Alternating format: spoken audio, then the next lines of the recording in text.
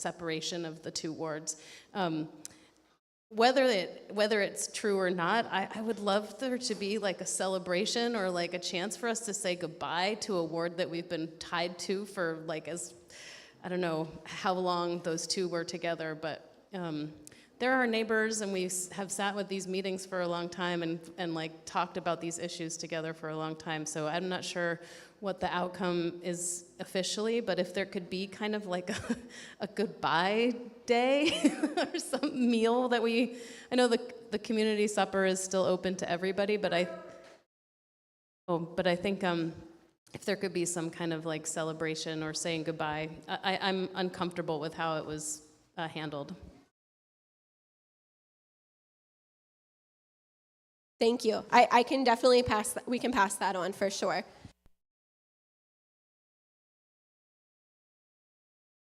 Are there any other questions, comments? Yep. So I am a Ward 3 resident, and I've been doing this community dinner thing for about 20 years.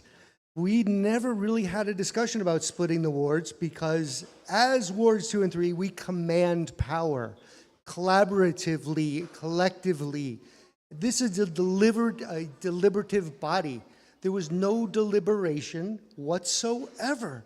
How can that be? You have a group of people that get together and are willing to have forum, and then all of a sudden, a few people, very few people, decided that we're no longer going to do it. The obvious problems I can point out, and there are a lot other ones, this was maybe led by one individual who did not get elected to be mayor, and that person lives in the same ward as our mayor. There might be a little bit of ego going on here. That's my opinion. The other thing is community dinner relied on the collective benefit of funding from Wards 2 and 3. How this is going to affect us is, it's only an NPA, right? No big deal. It could really be impactful on that collective power we share and command. I don't know how many times in elections that we all collaborated on one way or another, whether it by breaking bread together or organizing outside of dinner, that gave us so much more power than any other ward and gave us identity. Now, to have this just done, it was a second meeting in July. We already had a meeting. I don't know why, I can't remember us ever having 2 meetings in 1 month. They can say they did notice, but unless you went to the city website, you would not have noticed it. And all of us who have been on autopilot for years, coming here for our decisions and deliberation, were really caught off guard and left without any deliberation. It may be the right thing to do. As far as I know, I'm open to listening, but I was never given that opportunity, as nearly every person in Ward 3 that I have talked to were not given that opportunity as well. I wrote a quick petition. I don't know if it's going to make a big difference, but this says, whoa, stop, please. We would like deliberation, and that deliberation should be in the forum where Ward 3 has been, here and during a regular meeting, so it's not catching people off guard. Ba-doom. On that note. Heck of a way to end. Thank you, Patrick. Just a quick reminder, can folks use names, their pronouns if they're so inclined, and what ward they are coming from? That'd be really helpful for a note taker. Yeah, thank you for that, Erica. And thank you for the feedback. I do want to reiterate that, I definitely recommend reaching out to the Ward 3 members. We made that accessible, and we have Amy here who will talk about when the next meeting is, just because it is important to get the voices heard, and I know there's a lot of things happening right now. So we will do our best to keep everybody informed, but I definitely recommend also reaching out, because we are the Ward 2 steering committee, so that limits our power to some extent. Are there any other comments? I'm doing a bad job at keeping time, which is my whole point. Any other comments before we move on? Okay, then real quick to close it out, Amy, do you know? Okay, if you want to share. I just wanted to say that the meetings will not conflict, so you can go to both meetings if you want. I can't see everybody all at once. And it will be on the second Wednesday. I believe it's going to be at City Hall. I don't know the time, but I think the Old North End Front Porch Forum is one way to get in touch with people. If there's anybody else here in Ward 3 who has a better way that they would like to be gotten in touch with, why don't you come to me after the meeting and let me know. Question, Erica Faulkner, she, her, Ward 2. Are they posting on the Old North End Front Porch Forum about the meetings? I haven't been as connected as I would like this past couple months. It got posted on one of the Front Porch Forum, Okay. but I'm not sure which one it was. Okay. It got posted in a number of places. Okay. But I don't know that it got posted on the Old North End one. We will change that, though.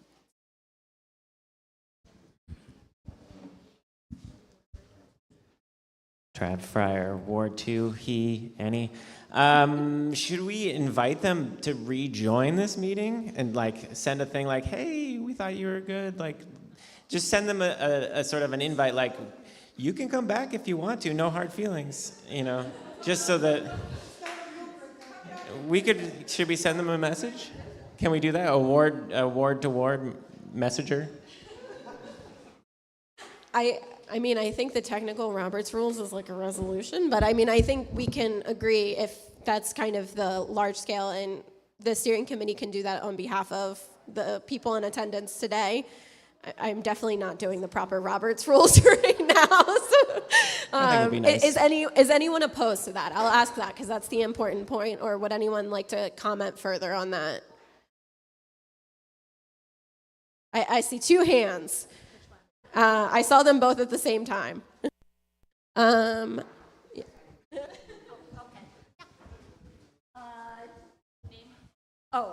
Charlene Janellis, and I live in Ward 3.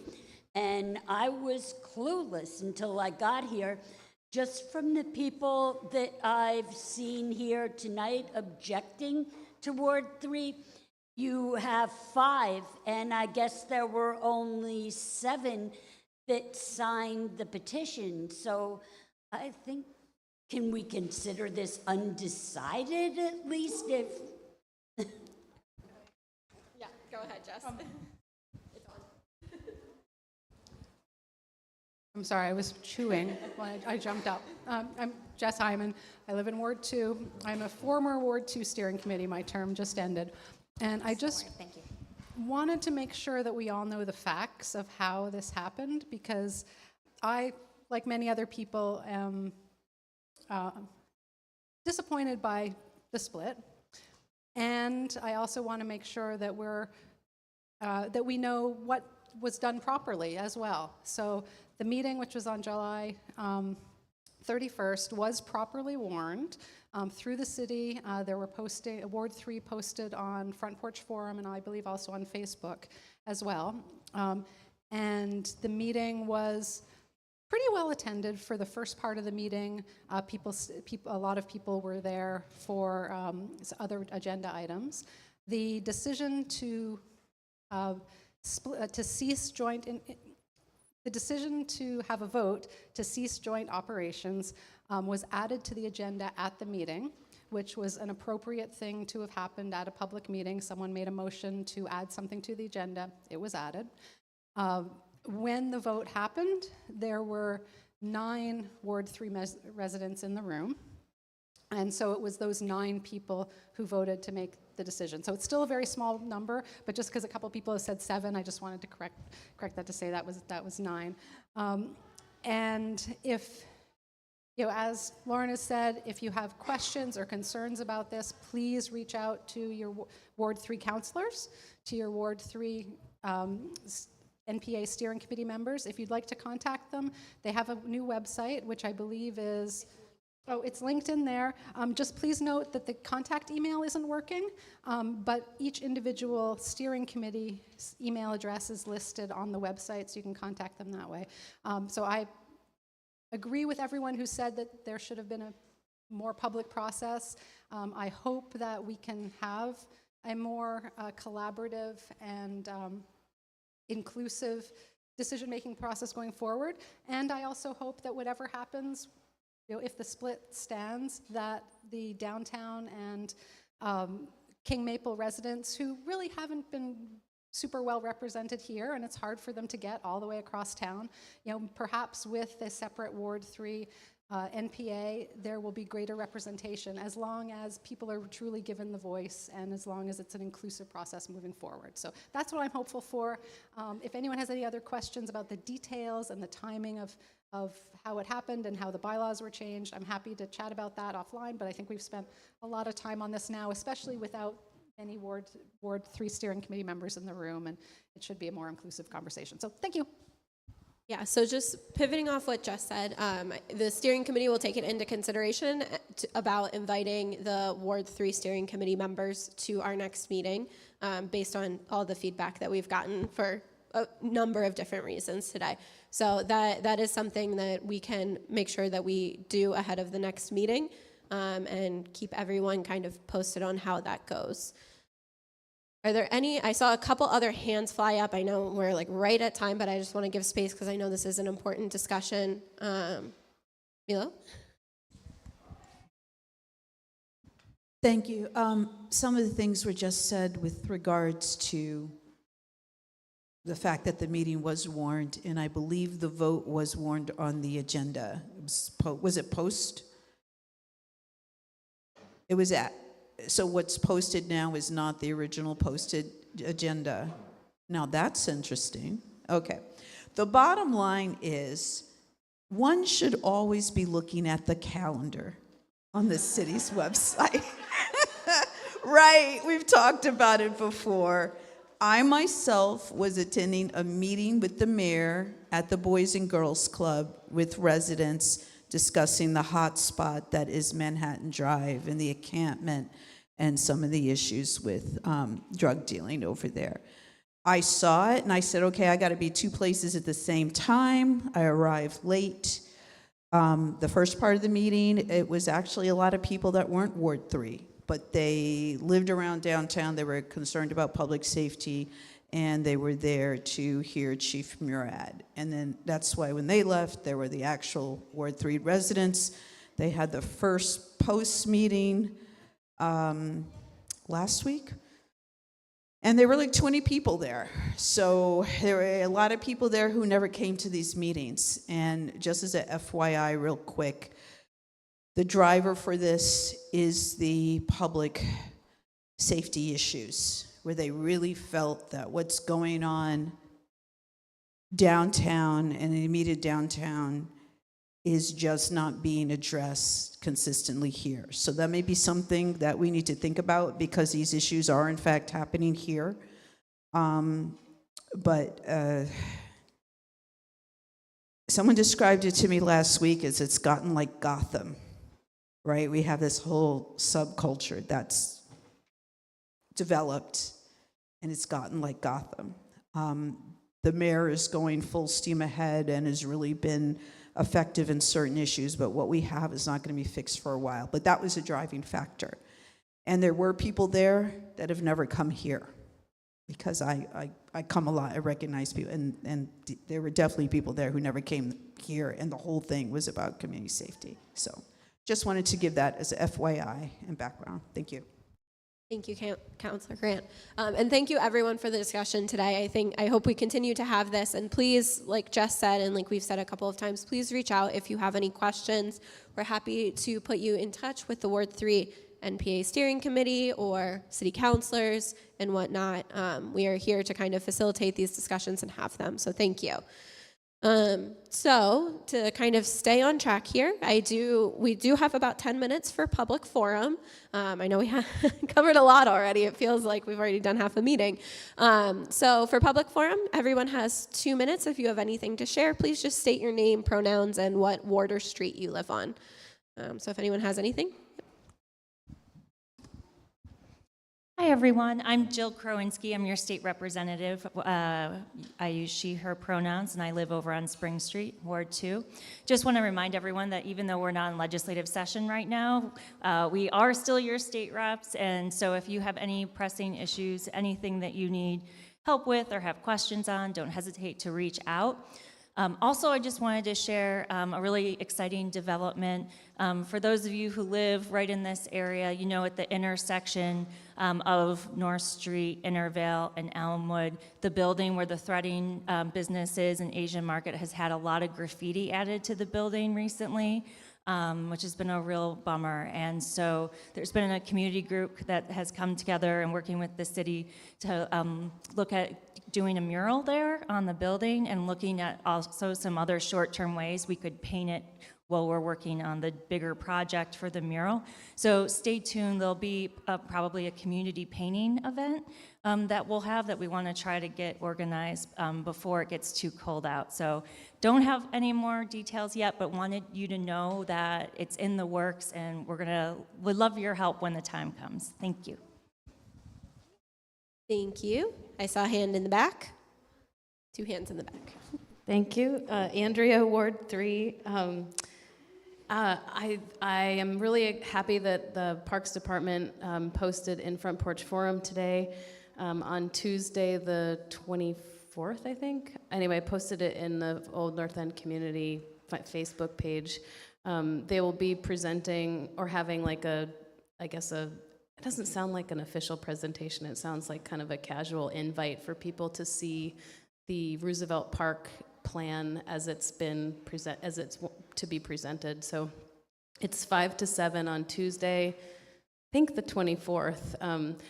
Sadly, that's when the farmers market happens, and it's a disappointing choice that that's when they chose to do it, I think. So please give feedback on this park, because this is a long-term project that's going to affect all of us. Thank you. I'm Sean with the Burlington LED program through CETO, and we are also having a thing on Tuesday, September 24th at the Old North End Farmers Market. We're partnering with the NRCS to do soil testing, so you can come find out if there's lead in your soil and talk to us about what that means. So again, that's the Old North End Farmers Market, Tuesday, September 24th. A lot else going on that day, and you can bring in a little baggie, bring about like 2 cups of soil, and we'll test that for you there and give you the results right on site. Thank you. Hi, I'm Megan Humphrey, she, her pronouns. I live on St. Louis Street, and I'm trying to help spread the word about the Old North End Mutual Aid that was developed during COVID in a number of communities, and the Old North End one really needs some help. So there are folks looking to add some organizers and volunteers, and then helping out when there's a need, so you can even just get on the email list. So I have some flyers if anyone wants more information, and that would be great. Thank you. Thank you. And if you want, you can put the flyers on the table if you want to put a couple there that way. I saw 1 more hand, 2 more hands. Ryan?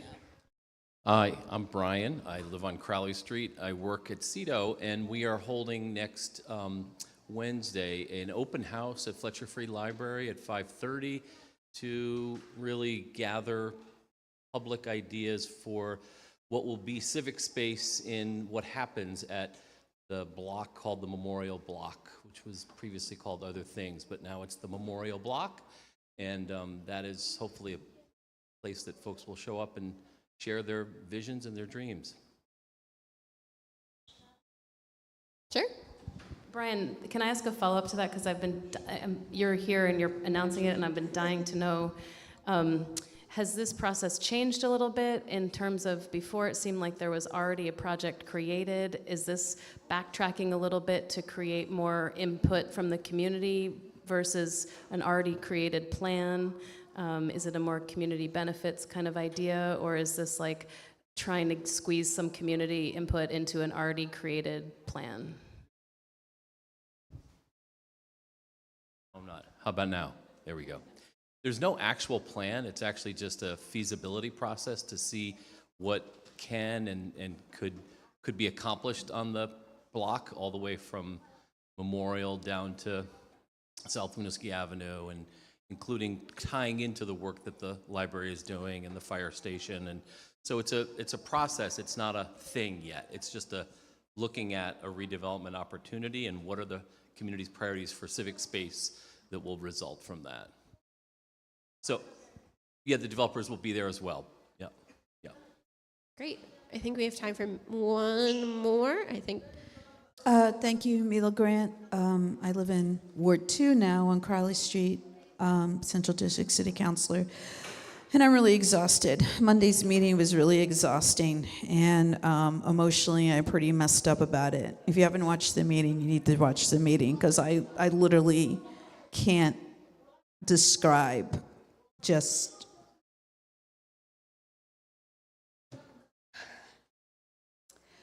I believe that dialogue is important.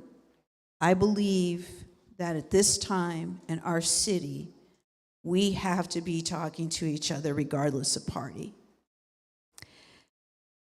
The attempt to present certain city councilors as not caring about what's happening, as not caring about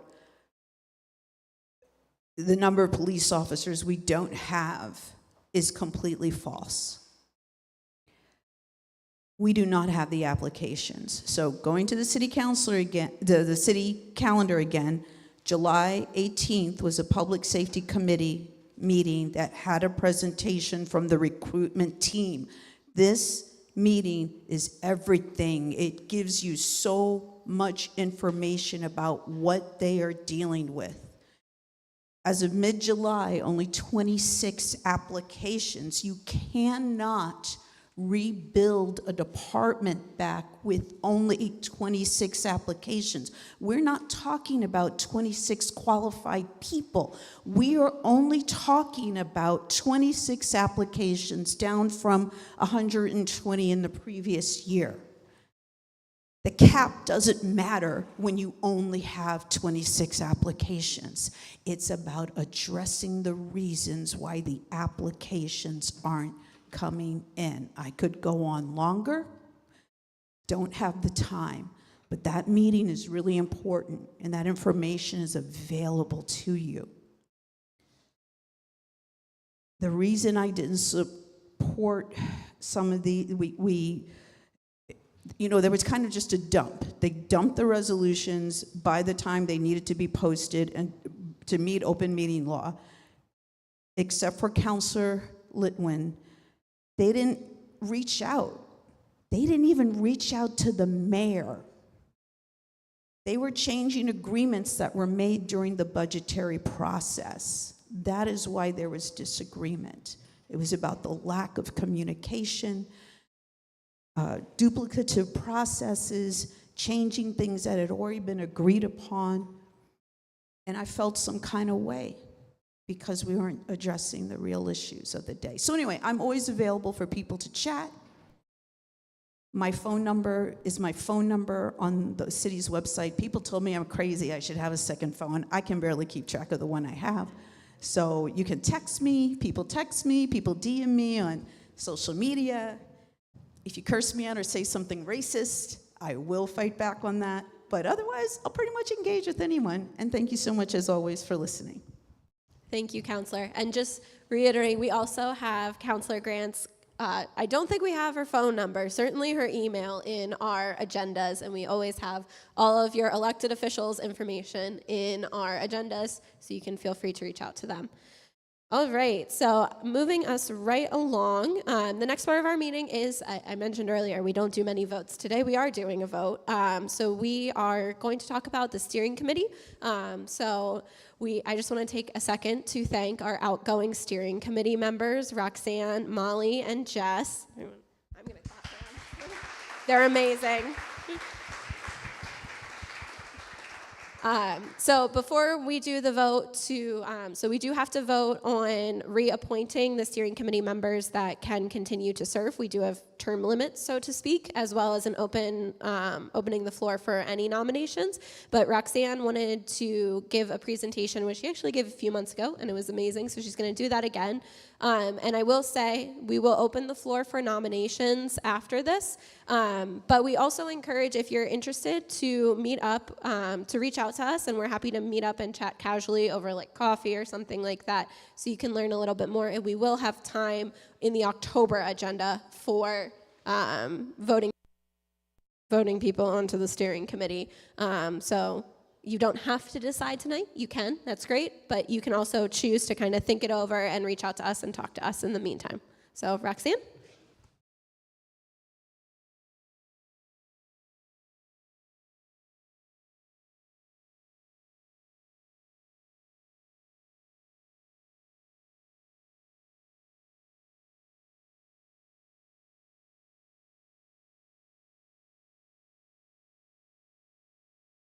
Hey everyone.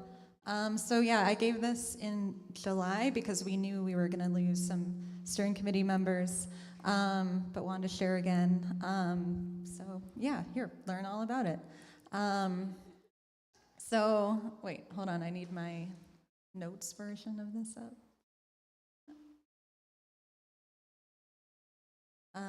All right, so hold on.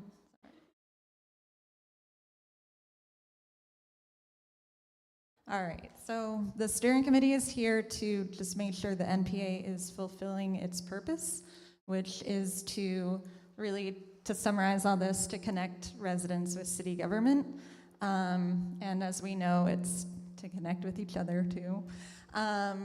So yeah, that's that.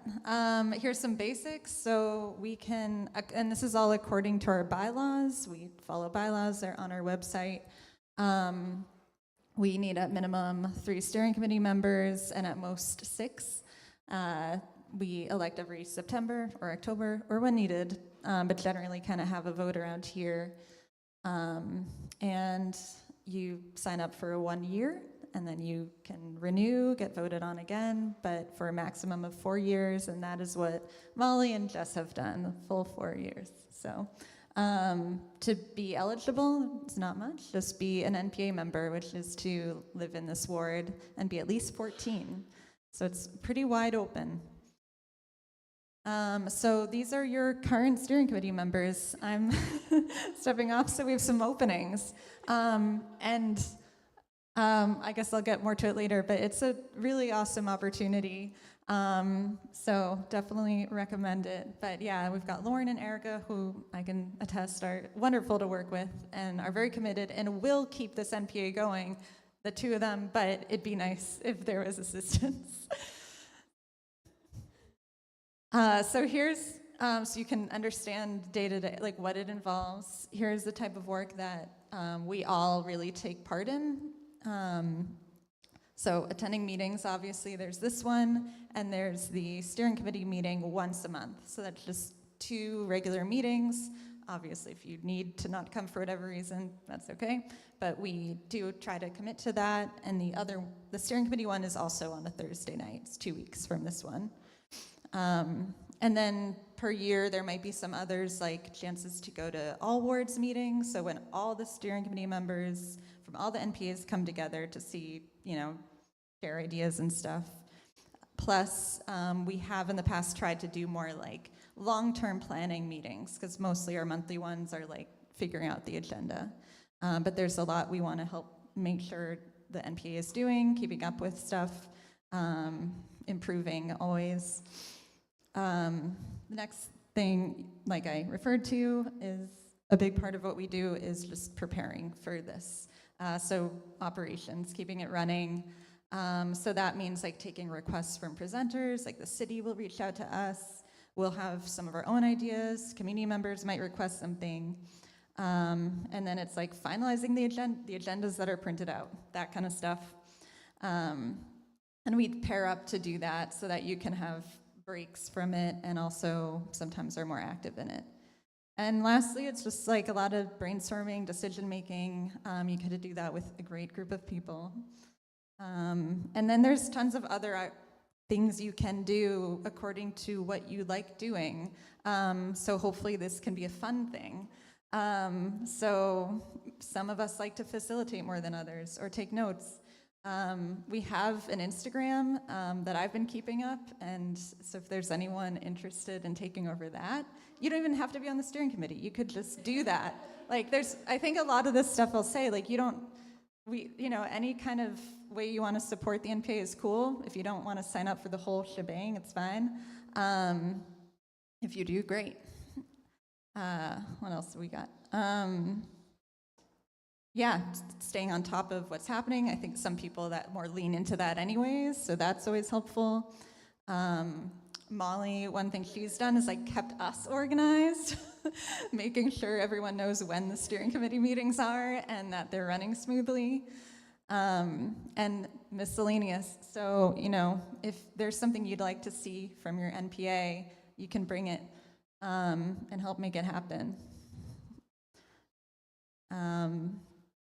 So yeah, all kinds of reasons to join if so far nothing stuck out.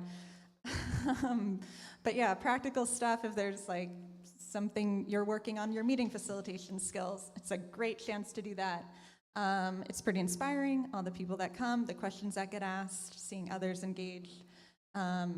I found it to be quite fulfilling, and it's just a chance to like connect pretty deeply. Like it's a volunteer position that's, it's a regular one. It's not just a one-off. You're sticking with the same group for a while and making things happen.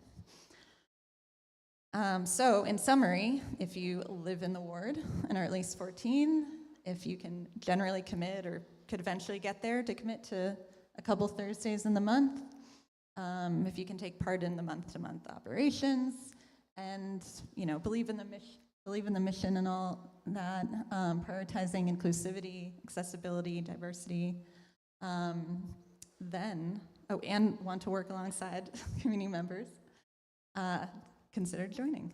And there's lots more to learn if you are like a little bit curious, but aren't ready to raise your hand. Very understandable. You can talk to any of us. You can email us. Our email is still the same with Ward 3, but it's just us. And what we've been doing to like make sure people know what they're getting into, and is just to like meet up for really quick, informal, friendly chat. And you can attend. Anyone at any time can attend a steering committee meeting, but we recommend doing that ahead of joining to see what it's like. And they're pretty relaxed, but we have to stick to the agenda for sure. And then if you are interested, then let us know and we'll have a vote at the next meeting, which usually is a pretty quick thing. Yeah, that's all. Yeah.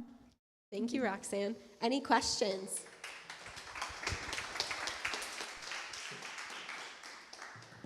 All right. I'll ask any questions one more time. Okay, great. So now's the fun part of the meeting where we are holding a vote. So I do want to preface, because I know we've gotten a lot of feedback and we have a lot of different people in the audience. For the actual vote itself, only members of Ward 2 can participate. So now what's going to happen is we will take nominations for steering committee members. You can self-nominate, you can have a friend or an enemy nominate you. You can choose not to accept if you're nominated by an enemy. But I will kick us off. I would like to nominate Erica Faulkner to rejoin, re-up your term. Here, I'll move. Okay, sorry. Camera's in a different spot than normal. Hi, everyone. My name's Erica Faulkner. I use she, her pronouns. I live in Ward 2 on Decatur Street. I've been on the steering committee for over 2 years, which is crazy. I think 2.5-ish. But yeah, right now I'm a grad student. I just started grad school, and anyone have questions? Great. I think, Sweet. do we nominate everybody and then vote? Or yeah, we'll do it that way. Okay. And I'll nominate Lauren. Thank you. Hi, everyone. I'm Lauren. Hopefully you know that by now and aren't sick of hearing me. I've been on the steering committee for about 1.5 years, and I served on Ward 8 steering committee before that. I live on North Ave, and I really love being a part of the steering committee and using my corporate girl skills to help, facilitate, keep us organized, and also engage with my community, because I am a remote worker, and I think it's really important to speak for people that make everything accessible for everybody. So that's why I think this is a really great place to do that. So that is why I love being part of the steering committee, and I also want to continue to be. So thank you. And I would like to nominate Kason Hudman to be on the steering committee, a new member. Hi, hello. My name is Kason. I use he, him pronouns. I have lived in Ward 2 the whole time I've lived in Burlington. I moved here in 2017, and I currently live on Intervale Ave, on 177 Intervale. And yeah, I just am super interested in grassroots democracy, and I love the idea of neighborhood planning assemblies. I think it's wonderful, and I would love to help out. I work at the Peace and Justice Center. I'm the director of operations there in town. That's what I do for my job. I got my master's at UVM in history, so I'm kind of a history nerd, music nerd. Yeah. Hey, if you have any questions. And you know all about the history of NPAs, too. I do. I love it. I really do. And I'm like really into it. Yeah. All right. Great. Thank you, Kason. Are there any other nominations on the floor or questions for the nominees? Makes it sound like an award show. Okay. Great. So I guess in the interest of, I will turn my back, Roxanne. If you want to, I'll talk out the, all those in favor, all opposed, but I'll turn my back since I feel awkward about this since I am going to vote for myself. Okay, turning around. Oh, not this way. All right, so first up, actually, I can turn around for Erica. First up for Erica, all those Ward 2 members in favor of voting Erica Faulkner onto the steering committee, raise your hands. Just keep it up for a quick count.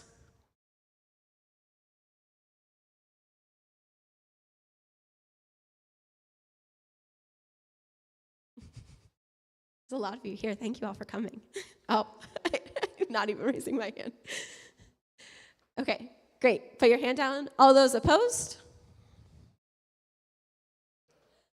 Any abstentions? Okay. All right, great. Welcome to the steering committee, Erica. All right, now I'm turning around and putting myself in the corner for Lauren Ebersol, me. All those in favor of voting Lauren back onto the steering committee?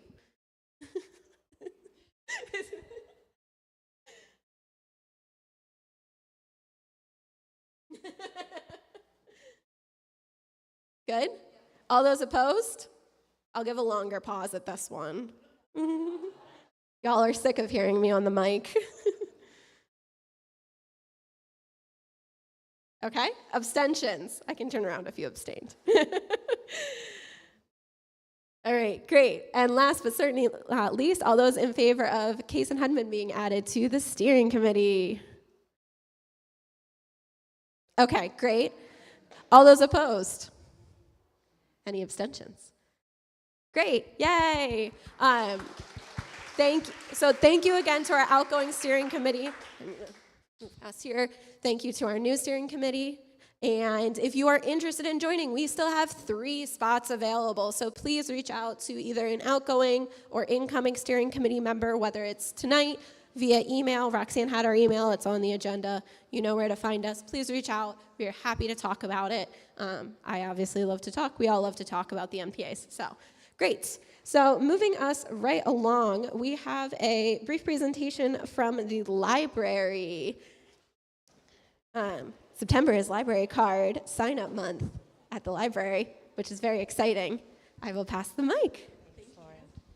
Hi, everyone. My name is Mary Danko. I'm the library, my pronouns are she, her. I'm the library director at the Fletcher Free Library, and September is library card sign-up month. So I am going out and hoping that if you don't have a library card, that you come down to the library and get it. I think this group probably knows that libraries are a cornerstone of democracy. the freedom, the free access to information, and we provide it to everybody is really an important thing in our communities. And I always like to remind people libraries now have really two parts. We have our bricks and mortar part, where you can come down and get all our wonderful books and library of things, and can play giant chess there. It's a really great place with a great, amazing staff. And we have our online libraries, which is our downloadable audiobooks and ebooks and consumer reports online, all kinds of things. And one thing that we added that might be interest to some of the folks in this room, if you are involved in a nonprofit, you can now come to the library. You have to use it in the library, unfortunately. It does have some guardrails on it, but it's called Candid, and it's a foundation directory, and it's a great place to go and do research if you're looking for grants. I find it to be very intuitive, but if you do need assistance, we have librarians that can help you. So a very short little spiel for today, but I'm happy to answer any questions also about the library and the things that we do. Come in. And I have brochures I'll put on the back table when we I just want to say thank you for everything you're doing at the libraries. There's so much happening inside and out of the space, and so thank you for all that you're doing there. Thank you. Thanks. I'm going to be sure to pass that on to my staff, because I think I have the most amazing staff right now who's doing incredible work there. I do have another question, and this might be just a rumor that I heard from somebody. And is it possible to check out a day pass to the Echo Center through the library? Is that something that I'm confusing with UVM, or is that something that exists at the library? I think that our community might like to know about that too. Yes, we do have a museum pass program. They vary for Echo. They might be a discount. Some are free, some are discount. During the summer, we have Shelburne Farms as well. This is one of the times when we do so much that the library director doesn't even know the whole breadth, but it is on the website, and you can reserve them. So there's a museum pass reservation system, because we only get so many, but oftentimes you can get them. Thank you. Love that. Any other questions? I'm in the back now. But thank you. Hi, Erica Faulkner, she, her pronouns, Ward 2. What is your most recent favorite book you read from the library? Oh, I would say it's The Heaven and Earth Grocery Store by James McBride. If you haven't read this book, I highly recommend it. I think he's one of the best American storytellers right now. He writes about Pottstown, Pennsylvania, and this is 1930 something, and it is about the Black community and the Jewish community, and kind of the prejudices and the racism that they experienced, which is similar but different, and how those cultures kind of lived amongst each other. And then there's also a character who has a disability, and I would say it has a little bit of a slow, moves along. You're getting to know these characters, and you're getting to know these characters, and then boom, something happens, and then you're just kind of on this literary ride that just takes you to the end. I just thought it was one of the most remarkable books I've probably read, I think, in the last 5 years. But as you can tell, I love to talk about books, and so does my staff. So that's another thing that we do is, we like to say Google can bring you back 1 million answers. A librarian will give you back one, and it's usually the right one. So we're a reference, and we're also, we love to give book recommendations too. And sorry, I get going. For one of the online services that we have is called Novelist. And what you can do is, if you liked a certain book, you can put it in, and it will give you read-alikes. But it's not like the silly Amazon algorithm. It's an algorithm that really thinks about tone and all different things. So it's a great online resource if you're looking for stuff to read. Thank you. I'm very excited to learn about that, and also your book. So please come down and get a library card, and talk about the library this month when it's library card sign-up month. Thank you.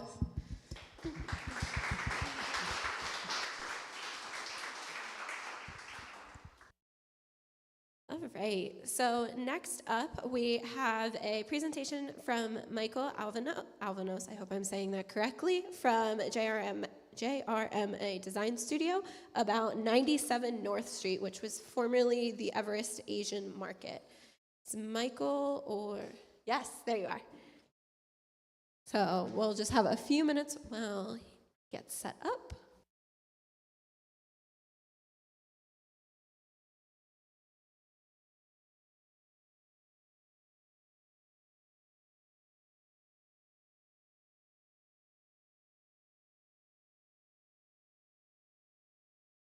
Hi, everybody. My name is Michael Alvanos. I'm an architect with JRMA Design Studio out of Shelburne, but I also live right here in the New North End. I've been to a bunch of NPAs over the last couple of years. Been to Ward 5, Ward 7. Just did the Ward 3 NPA. I was invited there because of the nature of where this project sits. Let me see. Just trying to make sure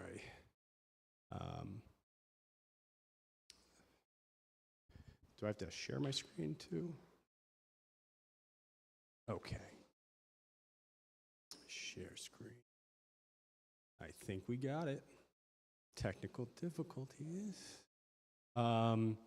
So correct. This is the this site is the location of the old Everest Market. I'm going to stand up here like Vanna. This is the site of the old Everest Market. The project actually is both buildings. We're not. What we're trying to do here is the existing building that we have here, unfortunately, has, I think, reached its natural age. The interior has never, at least in the last like 50, maybe 70 years, nothing has ever happened to the interior of both of these spaces, as well as the space in the back. Some improvements have happened to this building, but the real crux of this whole thing was the removal of the rear portion of this building back here and the addition of a new building that we're proposing. The other component is to retrofit this space down here for some residential. We're also looking to, basically, this roof is in really bad disrepair, so we're going to be probably removing the roof and repairing the upstairs here. So with that, let me share a site plan. So, I apologize if people can't see the best, but I'll use my mouse here. This is the building we're looking at right here. This is the building we're just going to renovate the inside. And essentially the idea is to pull the yellow marks what we're going to be removing. And the idea is to construct a new building in the back. So from the street, it's going to be kind of hard to see anything that's going on, but you will get some glimpses. And these are supposed to kind of represent what you might see as you're passing by heading like west on North Street. So the concept is to put in, these is essentially, there's 2 units on each floor, and with some parking tucked underneath. And the idea is to just sort of sister this building to the existing building that we have in the front here. I'll take questions. That's probably good. Yeah. Yeah, I just have a question about how many total units are in the building. Total units? Total units. So as it sits today, there's 1 up here and then 2 out back. That's going to be, this upper level is getting converted to 2 units. Back here we're taking 2, but we're adding 6. So as it sits today, we're going to have the whole, and then, sorry, then the lower level here is going to have 3 units put in the back. So 3, 4, 5, 6, 11 units total on site. But netting, we're netting basically 2, 3, 4, so we're netting like 8 new units on the property. Thanks. I'm just a little bit confused for context. Are you representing a private developer? Is this a city project? Oh, this is, yeah, This no. is sort of like a big gap from your presentation to give a context of what's happening. And my other related question is, I live on Rose Street. I've watched the Old North End lose lots of businesses, and so I guess my question would be to Brian, I'm really glad you're here. I'm kind of curious if CEDO has been involved in trying to develop business or mixed use for this building. So you probably will answer this question when you talk about what your kind of interests are for the building. I'll go first. I'm just the architect for this building. The owner of this building is the Bissonnettes. They're literally right here across the street from this building. This building came up for sale. I think their intention was to originally their intention was to purchase the building and try to retrofit this rear space in the back. But I should have maybe brought some pictures of that. But it's the rear portion of the building was in such poor shape that the only real advantage is to try to replace it with some current stock of housing that meets certain codes. I mean, one of the things too that maybe not enough people really can understand too is Vermont has a rigorous energy code that all new buildings that are being created today have to meet a pretty high standard, higher than the nation's standard in terms of energy code that has been created. So with what you're seeing here is we're able to use far less energy, make this building super efficient compared to just sort of what we're doing on the upper building over here where we're just looking at the interior spaces. So anyways, that's a side note. But with regards to the Asian market that is here, yeah, I don't have a ton of information. I know the previous, the person that was in there, I think was unfortunately unable to make the market work under certain economic conditions. The truth of the matter is, and maybe Brian can sprinkle some better information, is these are extremely difficult markets. I mean, unless one of you amazing people wants to open up a market, I think it's extremely difficult to run a commercial entity here without some type of support coming from elsewhere. But I think the situation we have on hand is if we can utilize this space in a way to support some of the bigger policies we're trying to do here in Burlington housing, I think we have to take that opportunity to do it. So. I'm Brian Pine from the Community and Economic Development Office. A couple things. About 25 years ago, the community and the NPA was very involved in developing the North Street sort of vision for North Street. And the priority really was to maintain a commercial presence that was fairly significant. It is the commercial district along with Winooski Avenue.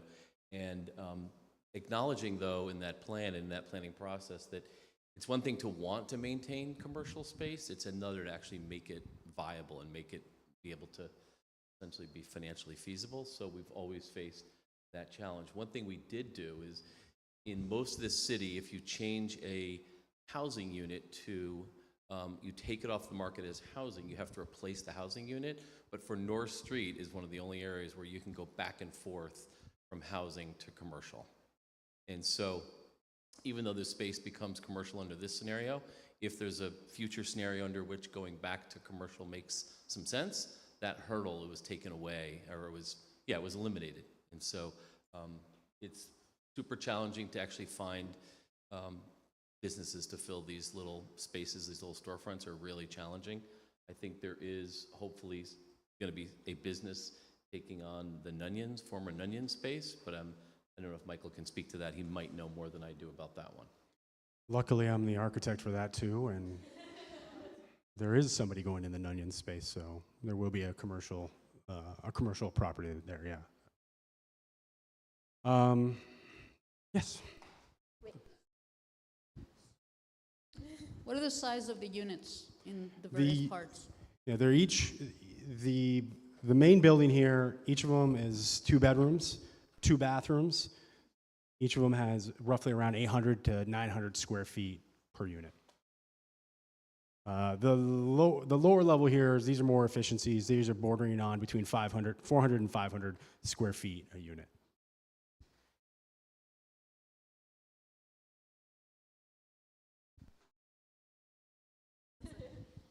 Can you talk about the pricing and the affordability of any of these units, or if there will be affordable, quote, affordable housing in this project? Yeah, so once you are ahead above a certain threshold, portion of the project must have some affordable units to it. I can't speak directly to how much that is off the top of my head. I'm just not that good enough to. I don't have that number on top of my head, but yeah. Sorry. We still have about 5 more minutes for questions. Andrew wants me to, the math is 15%, so of 8, so you got your two units, 1.6, so yeah. it rounds up to 2 actually. Yeah. We have about 5 more minutes if there are any more questions, since I said. I just have a comment, and I'm sorry to put you on the spot, Brian, but you can take this back to the CEDO department. I wish that money and resources were being sent to the Old North End to keep businesses and help them sustain themselves in these storefronts. I think of the Sears Lane project that's getting lots of money and attention from CEDO, and I think that's like a tragedy that we're not getting money in the Old North End to help these businesses. Like you said, it's difficult to run a business in these circumstances. I'd rather more money was going to the small business owner in the Old North End keeping a vibrant North Street than billionaires getting more money in the South End. Sure, I don't think we should do a debate, but I would just note that I'm not sure what you're referring to when you say Sears Lane. Maybe you're referring to the South End work that's going to happen. Yeah, there's no public money going into that project. So just to be clear, public dollars but time and resources are spent with entrepreneurs in Burlington every day to try and sustain small businesses. So I don't think it's really an either or. I actually think there is work happening to ensure we have housing in the South End where we need housing, and I think we're going to see hopefully 1,000 or more units, and there'll be a generous amount, 20% of those will be affordable. So I think we're going to see a lot in the South End, and in order to make that happen, there's a lot of work that needs to go into the infrastructure to make that possible. But I don't think it's really either or. It's probably both and.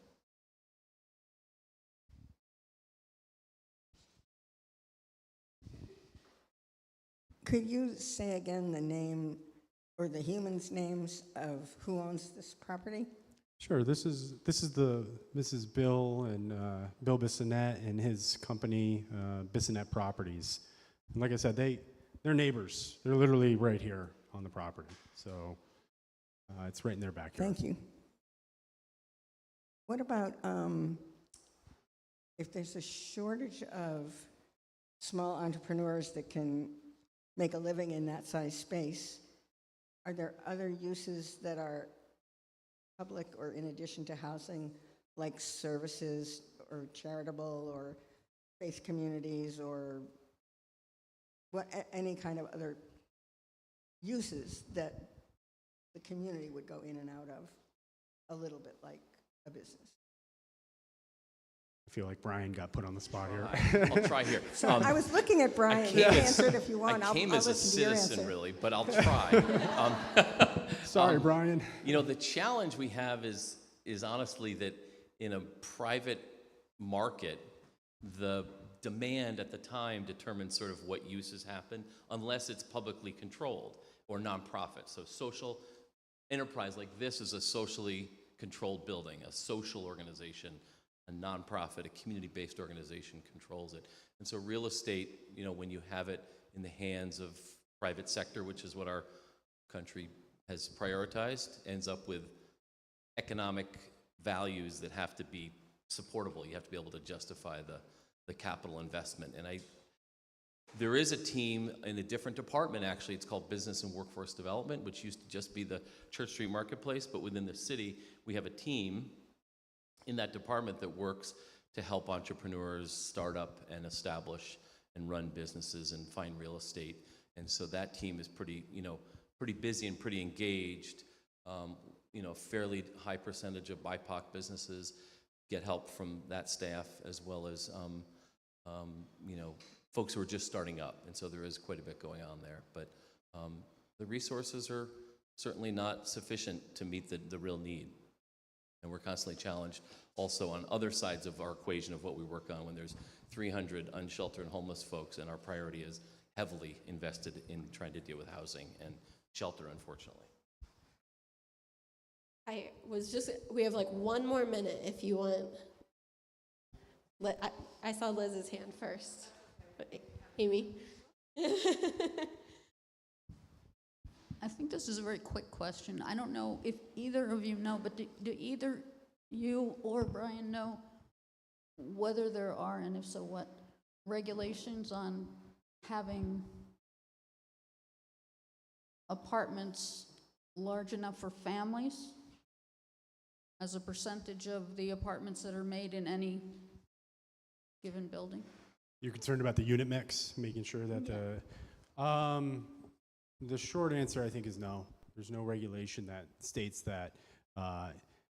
I know the only regulation that I know of off the top of my head is you can't have a max. I don't think you can have more than 4 bedrooms per unit without it being a family. If you have like a 5-bedroom unit, I'm pretty sure that you have to prove that your family lives in a 5-bedroom unit.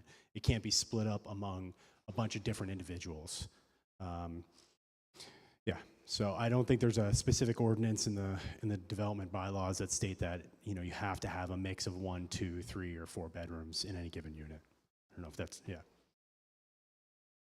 I got that one for you, Brian. All right. Any other quick questions? We're just at time. All right. Well, otherwise, thank you for your time presenting. Thank you very much, everybody. And we will also link to this in our link tree if you'd like to look at it a little bit closer.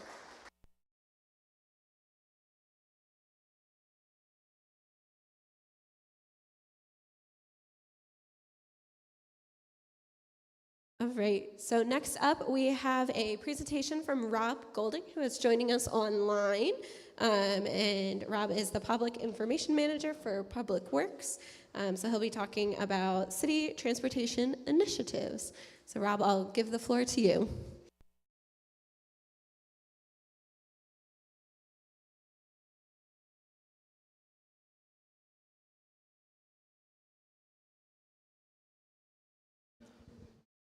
Little louder, Rob.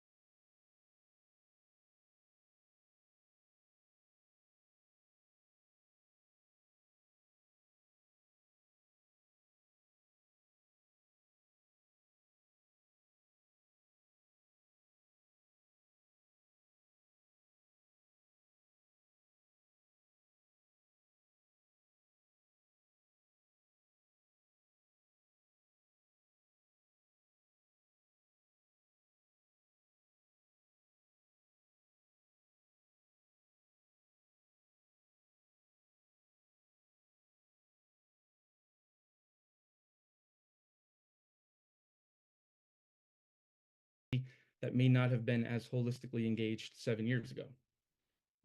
Not going to dwell too much on this. There's a little bit more information. We have a website up, but there will be more information coming out to the public.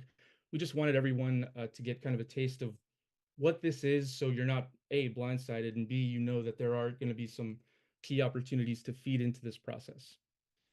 I'm going to skip generally over this slide. This communicates some of the priority intersections, bikeway projects, sidewalk projects that were outlined in Plan BTV, walk, bike, and then some of the progress we've made to obtaining those goals. With all that said, we know there is always more to be done. We know there are likely going to be new projects or new ideas that emerge. And we also are up against some really important, significant funding and labor constraints with respect to fiscal challenges, but also staffing challenges, where many members across our department were just having a hard time staffing up fully. Certainly happy to talk more about that, but those are some headwinds the department's currently facing. We do want you to get involved. We have a QR code up right now along with our URL. There's also going to be a big public meeting in a little over a month. Please expect and plan to see more information about this in Front Porch Forum, Greenbelt signage, social media, and hopefully some other kind of key tactical ways we're going to spread the word about this meeting. I want to touch base very quickly on the upcoming proposal at next week's DPW Commission to reduce the downtown speed limit from 25 miles per hour to 20 miles per hour. I think there's going to be a lot of important questions about this, but some of the questions that come to mind are, why go to 20 if lower speeds are that much safer? Why not 15? Why not 10? First, there are state restrictions in place about how extensive a speed limit reduction can be. So we are actually limited by a predefined downtown district boundary that the state lays out for each municipality, whereby we have the option to bring the speed limit further down below 25. You might wonder, if you're in favor of this or perhaps not, why we haven't addressed this elsewhere in very walkable, dense areas like the Old North End. There are some restrictions in place, and so we're starting where we can start. Skip over this slide for the sake of time. The thing that is mostly driving our decision-making here is it is remarkable how exponential the safety data is as you get toward that 20 mile per hour marker. You can see the dramatic reduction in fatalities. I think there's an analogous injury rate. Certainly, we've all had anecdotal experiences of more aggressive driving over the last few years. It is top of our mind, and it is one of the things we hear most about from downtown and Old North End residents. So we are starting this process based on what I think is very clear data. There are, as with any new policy proposal, real challenges and real solutions. The thing I think we're most bullish on and are most excited about is street redesigns. We saw the transformation of a 2-block stretch of St. Paul Street, where we significantly narrowed that road, created more space for pedestrians, among other important street design elements like treescapes, green infrastructure, outdoor seating for businesses. But really, that limited the ability for cars to just speed up what was formerly a very wider St. Paul Street. We're going to see those trends emerge in the project that we currently have underway on Main Street, and in 2 years when we kick off construction for Bank, Cherry, and those connecting segments of St. Paul and Pine Street that will all have somewhat similar treatments in terms of narrowing drivable space, increasing pedestrian space, having shorter crossings, and things like that. I certainly want to address what is probably the biggest challenge and probably what comes into most people's mind about enforcement. We did not come into this process thinking that we were going to have or be able to have a robust enforcement process, at least right away. We want to achieve compliance through smart engineering, which is always the most practical way long-term to achieve compliance on lowering speed limits and keeping drivers in compliance with state laws and protecting pedestrians and cyclists. So we recognize that right off the bat, there will still be non-compliance, and we still have years to go. Main Street's going to be under construction for a while, and then Bank and Cherry themselves for a few years. But we are looking to the future. There are many hundreds of downtown residences under construction. There is likely to be an influx of people living or wanting to live downtown, and we want to continue to create a safer landing space for people who choose to travel downtown, walk downtown, live downtown.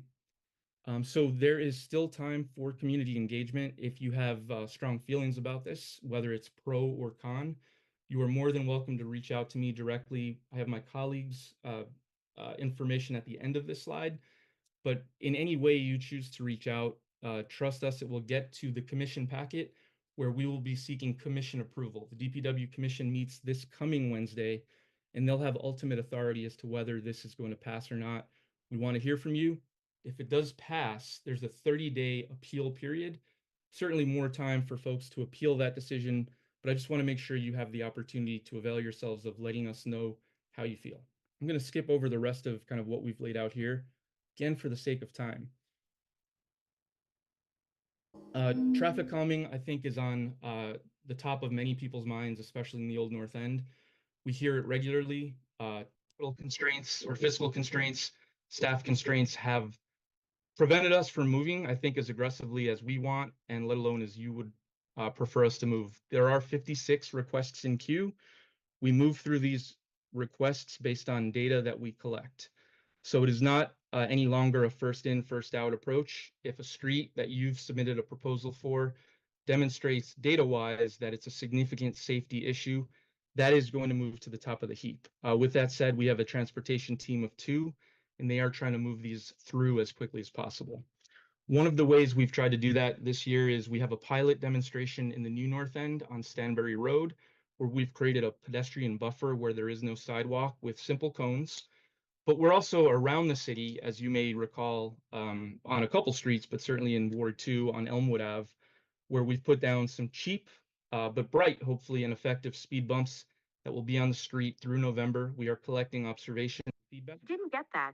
Could you try again? Like Siri just talked to me, so hopefully you didn't hear that. But we are collecting feedback on that. We want to hear your input.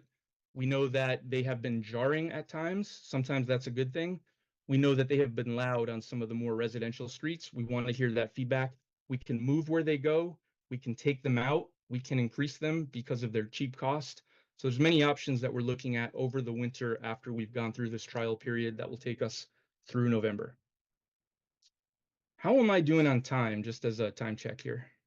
If you could wrap up, and that way we have time. I know we have at least one question in the room. I'd like to have time for like maybe 2 or 3 Close questions. your eyes, clear your mind. Well, that's what I look like. My Siri is talking to me Siri here. is very talkative. Let's see. So, Interesting question.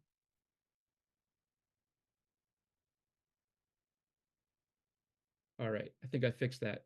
I think in the interest of time, I might end here and leave time for questions, and then certainly show you what we had, what else we had to talk about, which was the Old North End Greenway construction, which is likely to come next year, as well as Intervale Road side path, where we expect construction by 2026 or later. There are real design challenges there, but we do have a grant that's helping get us across the finish line there. So I think with that, I'd love to open it up for any Q&A I can help with and see where we land. Thank you. This is Andrea, and Rob, it's nice to see your, I've never seen you in virtual space. I've only seen your email, so it's nice to meet you. I'm in Ward 2 and live on Rose Street. Could you go back to the Greenway? Because I'm not sure if I'm alone, but I have no idea what the ONE Greenway is. Of course.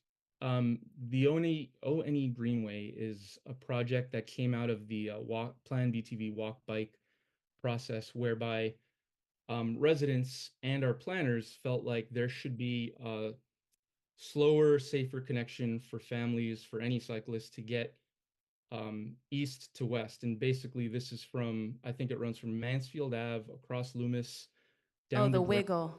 The Wiggle, sorry, yeah. Okay, thank you. Originally called it the Wiggle. There's like a marketing issue, which is that a lot of us in the Old North End, I think it was promoted as the Wiggle, and we don't know what the ONE Greenway is. Thank you for that feedback. So sorry. I have a couple other questions that are specific to the earlier part of your presentation about the Plan BTV, because those of us that are involved in Transportation worked a lot with that, and one of the things that was part of that early Plan B TV walk bike was also included a 10% increase in mass public transportation, and that has not been addressed in any of the years that we've had that in existence. I'm curious if that's even, like, it's not even on your initial slide that there was like that was a goal of the project, so it's sort of like, just sort of keeps getting erased from the public awareness that was there and wanted at the beginning of that project. So I'm hoping, could you also flash that Plan Yes. BTV time and meeting date back up on the screen? Of course, yeah, of course. This is going to be October 21st, and let me pull that slide back up for you. And we will also include it in our minutes for tonight as well as these slides. Thank you. It's just a request, and I know I've emailed this request to you often, but I would rather that there was money spent on mass public transportation than building electronic vehicle parking spaces across the city. Like, that's more cars on the road, more parking, less mass public transportation. And to me, that seems like a forgotten even issue, let alone priority by the city.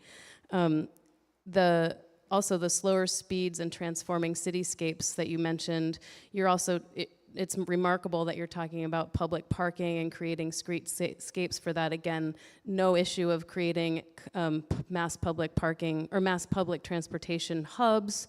I know that there's issues working on the mobility hubs, I think they're called, but that would be, again, it's missing in any of the discourse from DPW and this sort of, this is why I came to this meeting tonight.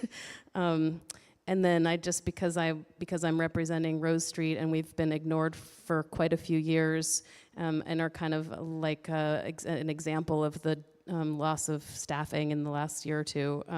We feel very forgotten. We've been working for many years for getting traffic calming on the street, and we had an inaccurate data collection a bunch of years ago that is now put us at the bottom of the list, and we're told like there are no issues on our street because of what the inaccurate data collected. So please put Rose Street back on your traffic calming radar. Thank you.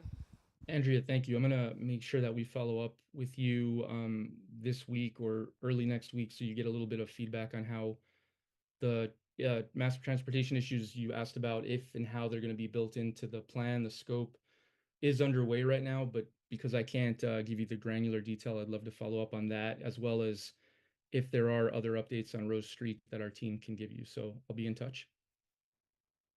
All right, I see two other questions in the room. If we could just keep them as brief as possible, just to keep it rolling, but I think we have time for both of you to ask.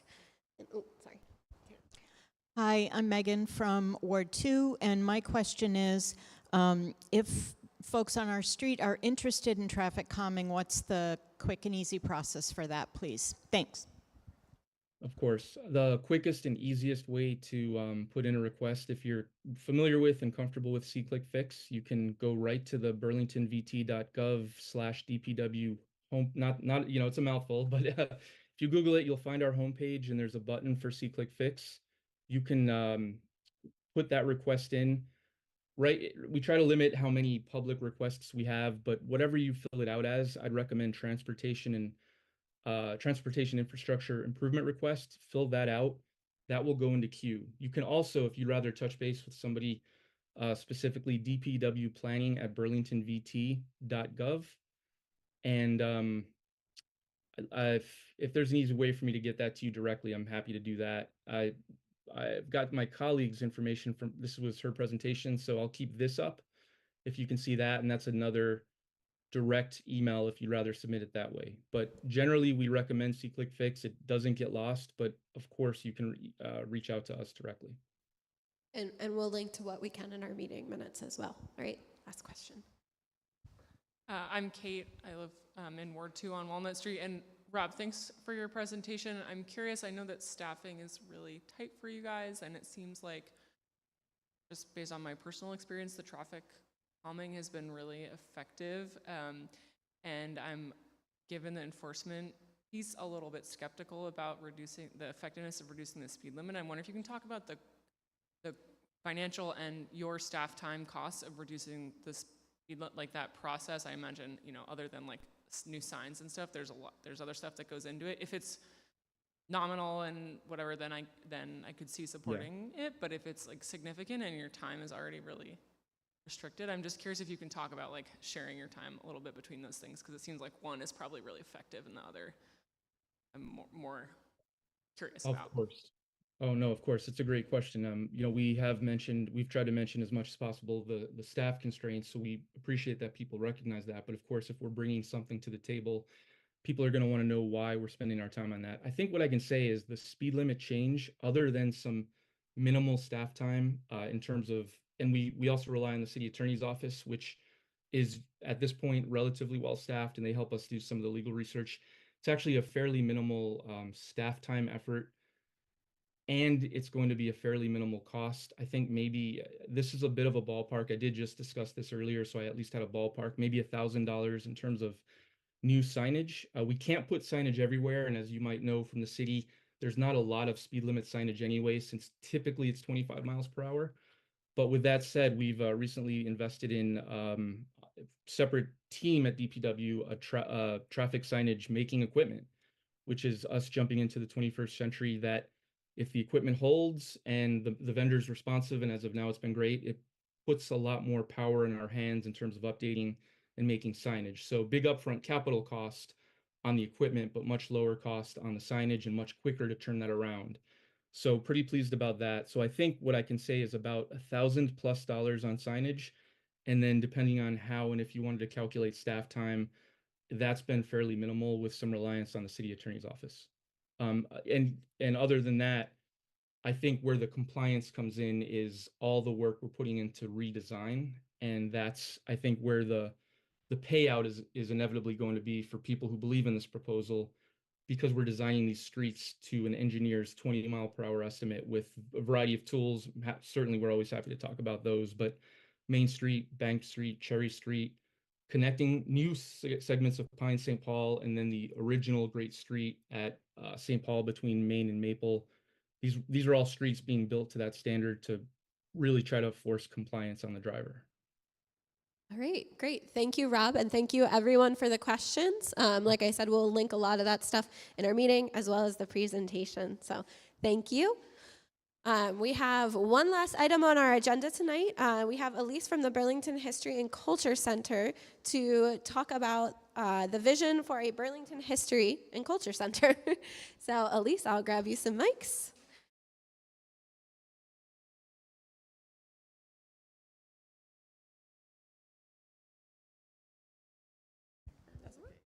Hi, everybody. I'm so happy that there are people still here. I was really afraid everyone was going to be gone by 8 o'clock tonight. So thank you for being here. So my name's Elise Guyette, she, her. I live one street outside of Burlington on Proctor Avenue, but it used to be Burlington until 1865. There was no South Burlington until 1865. So anyway, and my daughter just applied to be a police officer in Burlington this week. Yeah, so she'll be great. She'll be absolutely great. So I'm here to talk about this. There's a group of 4 women who got together and decided that Burlington needed a history museum, and we're calling it the Burlington History and Culture Center. There are over 200 historical societies in Vermont, or maybe it's almost 200, somewhere around 200 historical societies and little museums all over Vermont, in every little town, right? The Queen City of Burlington has none. None. We have Science Museum, we have art galleries, we have art museums, we have a natural history museum up at the university. We do have one history museum, and that's the Ethan Allen Homestead, and that's from the point of view of the Allens. And it's a very, small slice of our history. So we just decided it is about time. We've got to do something about this. Lisa Evans is one of the people. She was the director of the St. Albans Museum for a while. Melinda Moulton is another one who had a very big part in redeveloping the waterfront. And Gail Rosenberg and myself, We met at the Shelburne Museum, and after we retired, we decided just to really get into the research of the history of Burlington. And we've given a lot of walking tours of Burlington. Anybody ever go on the Burlington Edible History Tour? Oh, yay. It was such a fun tour. We had a great time walking around Burlington and telling stories. They were really immigrant stories. We wanted to know about the real people who built Burlington. We wanted to know who made those bricks. We want to know who laid those bricks. We'll mention the people who paid to build the buildings, but we're really very interested in the people who actually built Burlington. And so we've actually created a logo that I hope, which I don't know if you can see it, but I did put these on tables, and I think our logo will explain our vision a little bit. So the middle of this logo is a log, and that log, the rings on the log show the birth and the growth of Burlington over time. And then there's a green gear around the log, and that represents the industries that have been throughout Burlington, on the waterfront, but really throughout Burlington. There have been a lot of industries, and somebody asked me to mention the glass factory tonight. Is that in your ward? Is that in Ward 2 or Ward 3? It's close. I think it's right on the, it's 3. It's right It's on the line. cusp? Yeah. Okay. Yeah. Okay, and then around these circles, we thought of that as a quilt square, part of a quilt square, because industries are often thought of as being male-dominated, and some of them are. I mean, the mills weren't male-dominated, they were women-dominated, but we wanted to get some feminine energy into our logo, so we have the squares, really representing the vital work of women in the family and in the service industry, as well as, out in the community. And then there are triangles. The quilt squares are triangles, right? And they symbolize stability and movement and innovation, all important for Burlington from the beginning until now and into the future. So the vision really is we want everybody's stories, because everybody has helped to build Burlington, no matter where you were born, what language you speak. You have helped to build Burlington in many different ways. So that's a big part of our vision. We don't know where it's going to be. We're getting a lot of feedback. So on this sheet, there is a survey that we would really love people to take to give us your ideas about what you think such a center should look like. We've had a lot of people suggest that we have a museum way down in the south end, but we think it should be more central. And we had a discussion today with Eric Farrell and Samantha Dunn, who are doing the Gateway block, and they were pretty excited about this idea. And they were definitely going to think about how to fold such a center into that block. My original idea was that the Catholic Church should give us the cathedral, but I don't think they're going to do that. But if anyone has $8 million, we can buy it, right? I thought that would be a great place, especially with all the locust trees and the landscaping around it. And it has such a nice central spot. But I don't think that's going to happen. But we were pretty excited when they said, gee, maybe we could have something like this on that Gateway block. Some sort of we're thinking of it as also a civic center where all sorts of activities could happen there. We want to have a performance space. We'd like to have places for, educators to come and learn about the history of Burlington. There are so many hidden stories in this city that people don't know about. And there are so many stories, I've forgotten some of them, because as I was driving down the street, I reminded myself that right across the street at number 10, a man by the name of Abiel Anthony died in 1938. He was born in Burlington in 1850. his family lived on Elmwood Avenue, and his parents were on the Underground Railroad, and his father was a chef downtown next to Manhattan Pizza. What's the place next to Manhattan Pizza? It's a sandwich shop. Yes, yeah, Alibaba's. So his father was a chef in that. They have a very long history here, and toward the end of his life, he moved right across the street, and he died at the age of 99. And he was a barber in town for 70 years, he lived on Elmwood Avenue for a long time, walking along Elmwood Avenue to Church Street and up the stairs where Cosmic Coffee is. That's where his barber shop was, up there. And he said he lived such a long time because his daughter lived with him, and she was a nurse, and she took care of him. But he didn't drink, he didn't smoke, and he walked back and forth to work every day till he was 99 years old. So that's one of the fabulous untold stories.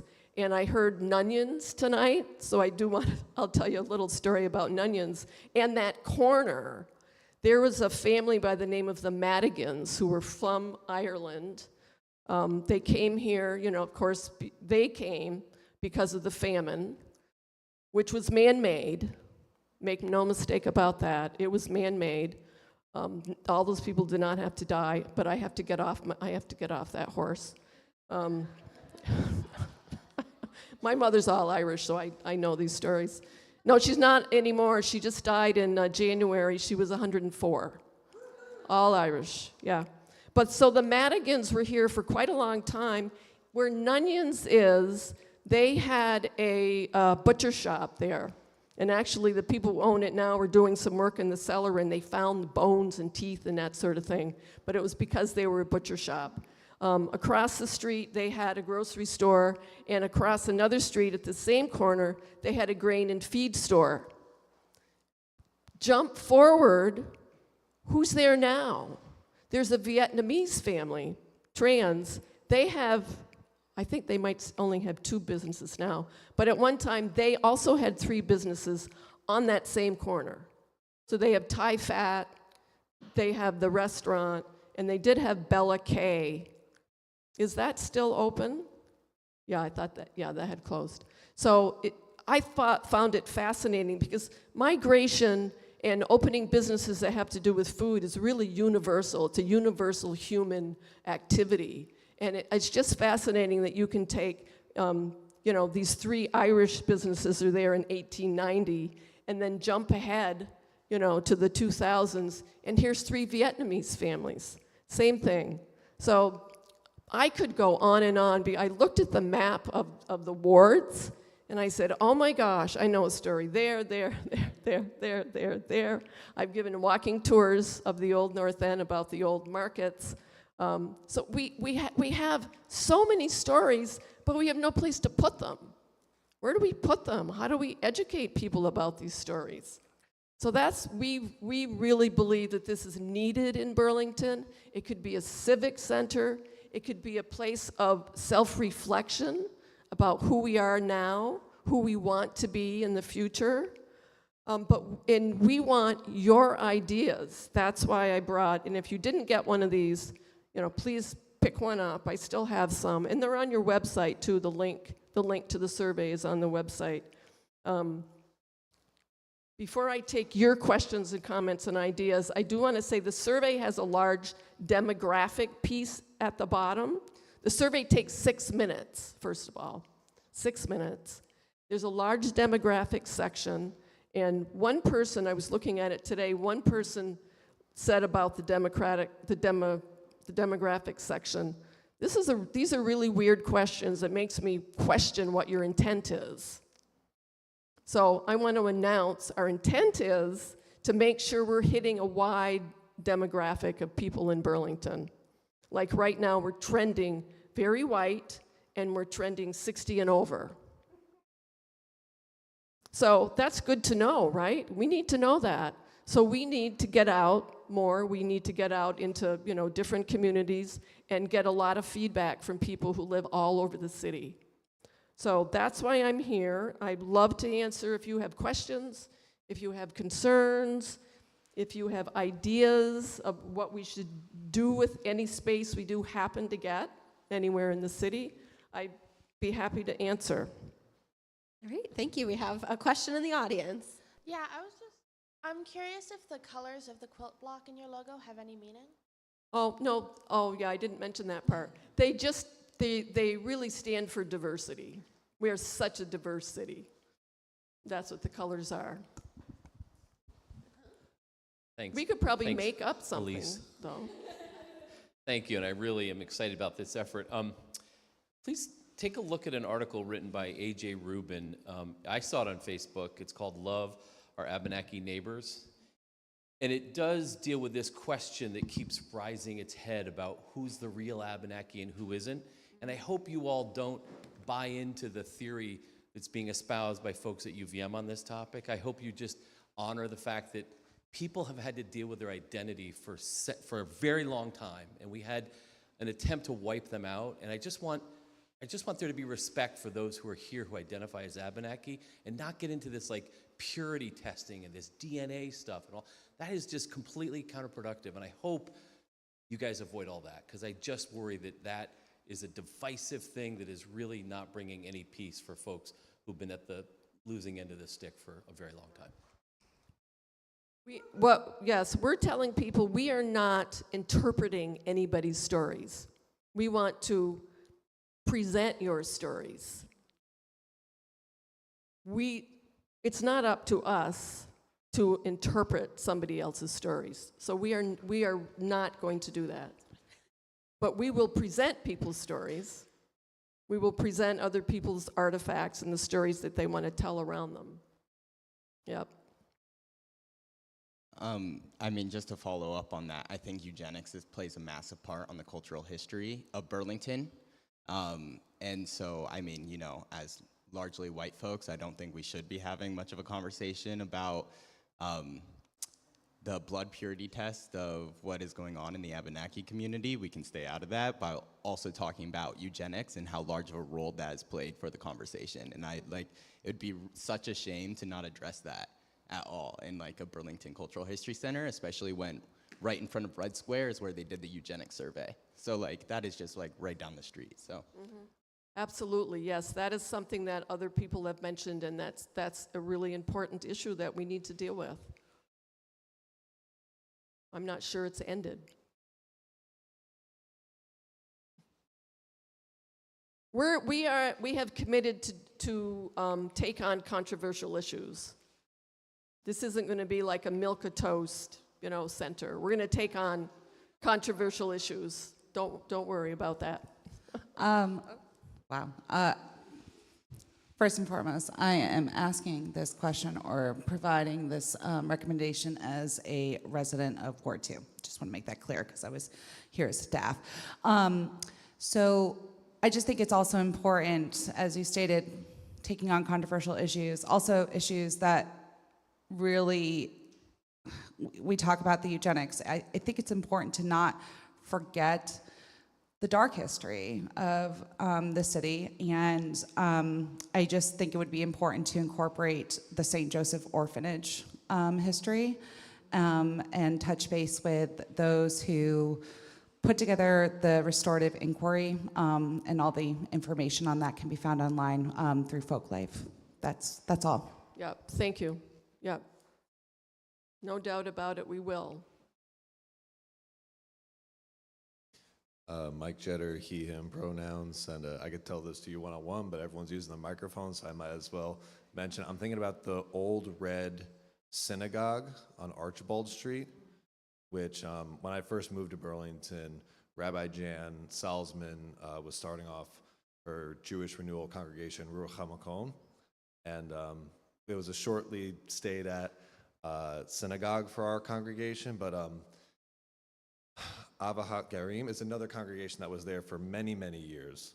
And I know that they had to unfortunate financial circumstances, had to sell that building, and it's going to be renovated and turned into, I think commercial, but definitely residential units now.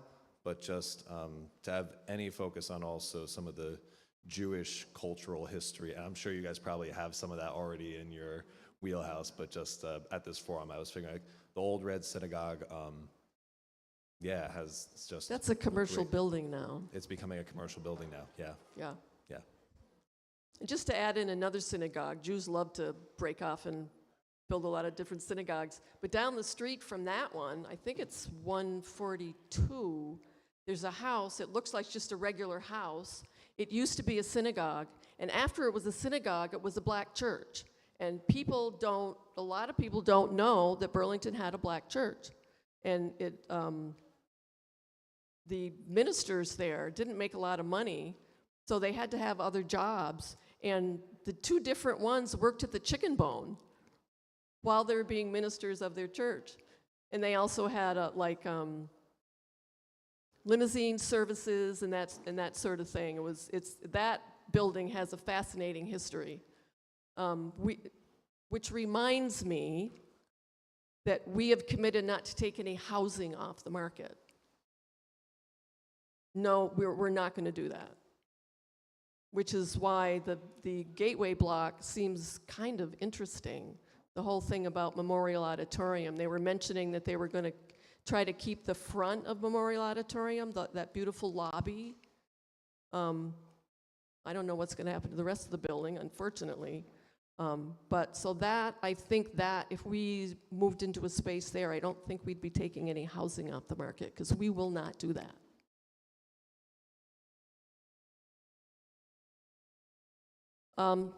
The question is, when was the black church? The black church was started in the 1940s and 50s, into the 60s, when they finally didn't have enough of a congregation, to stay open. And I don't know exactly when the synagogue started.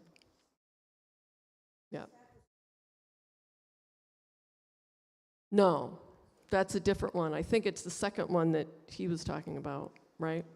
Is the one that had the mural in it? Yeah. And we've talked to Ohavi Zedek too about that. One thing we thought is that we might become a clearinghouse. We might become like the center of a hub. And we could be a clearinghouse where people come. Where can I go to learn the history of Burlington? There are a bunch of like little exhibits around in different buildings. Sometimes people have a building and they research the history and they put some nice pictures in their lobby. There's a bunch of those around the city, but I mean, tourists who come here don't know they're there, or other people. There are a lot of people who don't know those are there. I mean, I do, and my partner Gail does, because we walk all over the city. And we open doors and we walk inside to see, if there's anything interesting inside. So we could become, we could tell people, here's a list, here's like a little trail you can take around the city to see some things that are already there, or some of the murals that are up in the Old North End, I think are just beautiful, some of the statues.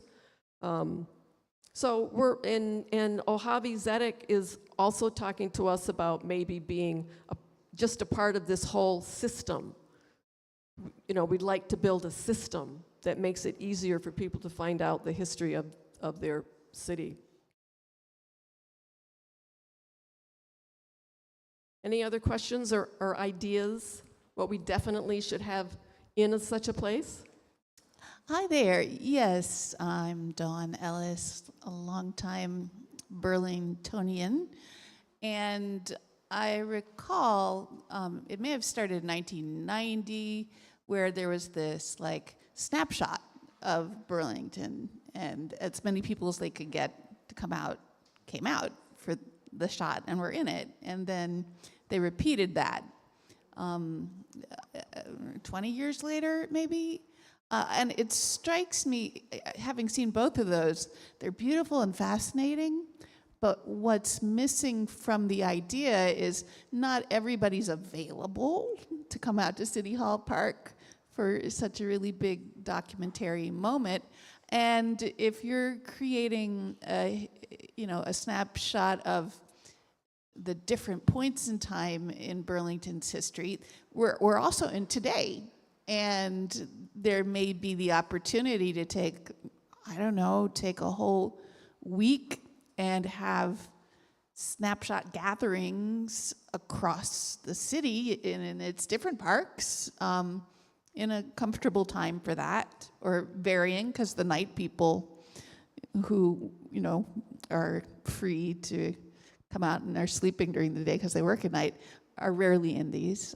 But something that captures an even bigger slice of, we're Burlington and we're really excited to like just be like, hi, we're here in this big old picture that was wide, huge and across, and you know, you can squint at and be like, oh, there we are, right back there.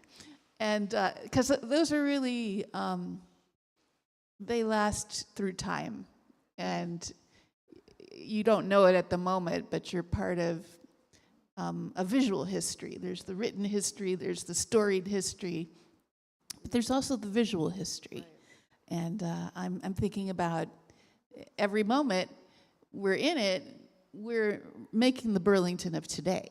And so just wanted to put that out there for you. Yeah, thank you. That's a great idea. I've seen one in the Old North End on the corner of, I think, Intervale and Elmwood, and I've seen a couple pictures of that where, I don't know, there were a lot of people in those pictures. I don't know what the background of it is, but that, you know, that'll be interesting. Is your mother Nancy? Don? No? Okay. Oh, okay, thanks. I don't know, something that you said when you were talking reminded me of, so I know we're talking about how dangerous downtown Burlington is. Well, the first food truck that we have discovered in Burlington was on Church Street, and the guy and that was in 1901, I think, and there were night owl food trucks for the people who worked, you know, at night and were coming out and they needed something to eat. And he was a night owl food truck out near where Ben & Jerry's is now on Church Street. And there was a big story in the newspaper one day that somebody came and robbed him. Somebody was coming and they wanted $5. And the, what's his name? Bergman. His name was Bergman. He was a Jewish man, but I think he sold hot dogs anyway. But so he was down there, and somebody had said, the story said they went into his cart, which is a clue, right? You're thinking, what does this cart look like? Well, the robber went into his cart, demanded money. Samuel said, no, you're not getting any of my money. The guy grabbed a bread knife and stabbed Samuel, but he wasn't hurt terribly, but he ran out, you know, and found the police, and the police arrested the guy, and he got his $5 back. But it's sometimes dangerous. It doesn't matter if you're 1901 or 2001 or, you know. So those are some of the themes that go throughout, you know, the time in the city. That, you know, you can get at some of those themes through history. Sometimes it's easier to face them historically than it is to face them today, but if you start with the history of it and then move into today, say, well, what can we do about it? What did they do about it then? What can we do about it now? I'm a historian, and history is so important because we are our history. We are our history. You can't escape that. And if we want to know who we are, we need to know our history. I think that's a great place to stop. Thank you so much, Elise, and thank you everyone for the questions. This is very, very, very exciting to see. Like Elise said, there are handouts on the table. We will link everything in our meeting minutes as well. Feel free to take the handouts. Real quick before you go, just 2 quick announcements and I'll do the raffle. So if you are interested in joining the steering committee, as we said, 3 open spots. Please seek out one of the current or even former, they can still answer questions, members, or send us an email. Our email is still current. And what it has been. We'll send an announcement when we change it. And we will be talking about elections next month, but now I'm going to pull the raffle prize. And also, there is a lot of kale back here, so please take some of the extra veggies. All right. I promise I'm not looking. Today's raffle prize is 2 Japanese serving dishes and some cards. So you get 3 things. Very exciting. All right. I picked a blank one. I'm not sure how I did that. This is like when I had